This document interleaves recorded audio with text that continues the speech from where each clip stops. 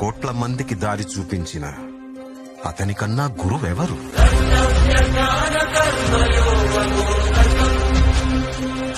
చూపుతోనే మనసులోని మాట చెప్పే అతనికన్నా గొప్ప సైకాలజిస్ట్ ఎవరు?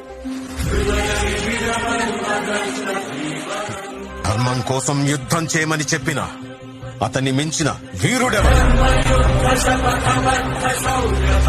కరువు కష్టం తెలియకుండా చూసుకున్న అతన్ని మించిన రాజెవరు? Fighter, singer, teacher, warrior, what not? He's everything. His aura is eternal. He's more than God to me. I worship His excellence.